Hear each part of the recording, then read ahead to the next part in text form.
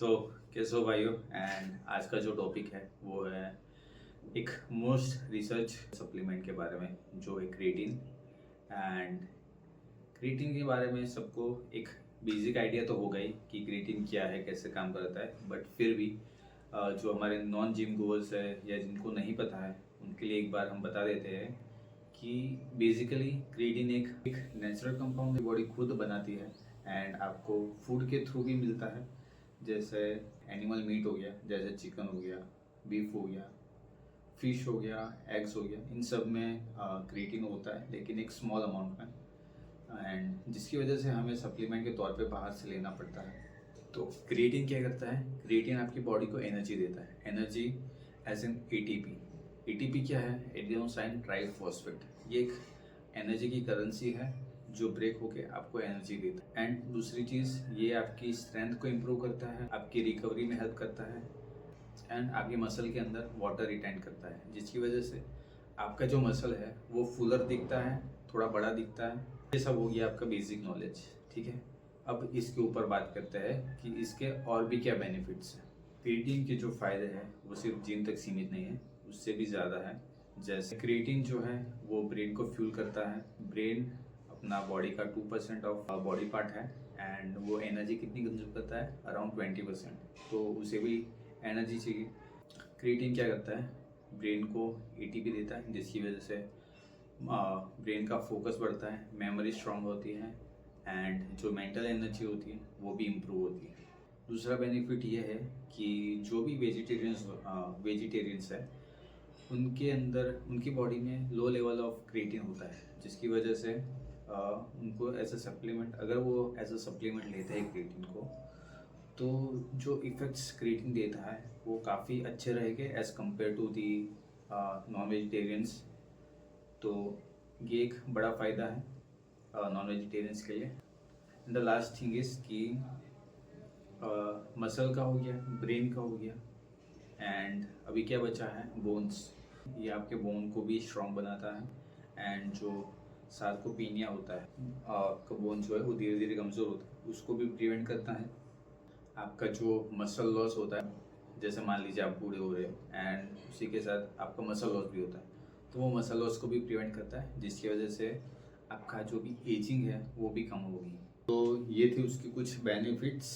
And अब बढ़ते हैं कि इसे कौन कौन ले सकता है, या क्या इसे सिर्फ एथलीट्स ले सकते हैं, सिर्फ जिम गोअर्स ले सकते हैं, या एक सेडेंटरी पर्सन भी ले सकता है, एक नॉर्मल इंसान भी ले सकता है?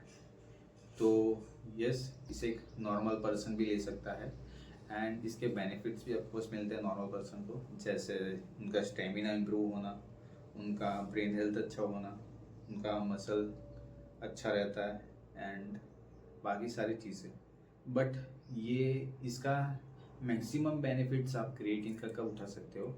जब आप एक्टिव हो लाइफस्टाइल में, जैसे कोई एक्सरसाइज कर रहे हो या कुछ खेल रहे हो, तो आपका जो भी बेनिफिट्स है क्रिएटिन का वो आपको पूरी तरह से मिलता है। तो अब बात करते हैं कि क्रिएटिन को कब लेना चाहिए। वर्कआउट के पहले लेना चाहिए, वर्कआउट के बाद में, किसके साथ लें?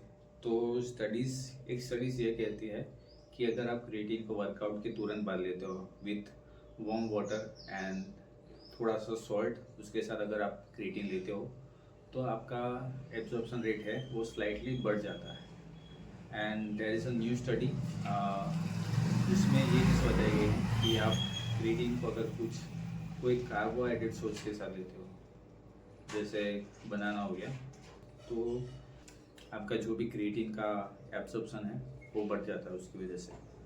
तो इसको इन डिटेल समझते हैं कि कार्बोहाइड्रेट कैसे क्रिएटिन का जो एब्जॉर्प्शन, थोड़ा दिमाग लगना पड़ेगा, जितना हो सके उतना सिंपली समझाऊंगा कि अगर आप क्रिएटिन को कार्बोहाइड्रेट के साथ लेते हो, कार्बोहाइड्रेट्स मतलब, चलिए बनाना ले लिया हमने, ये बनाना लिया हमने, वो एक कार्ब का अच्छा सोर्स है। अब जब हम खाएंगे तो बॉडी में क्या बनाएगा? ग्लूकोज बनाएगा।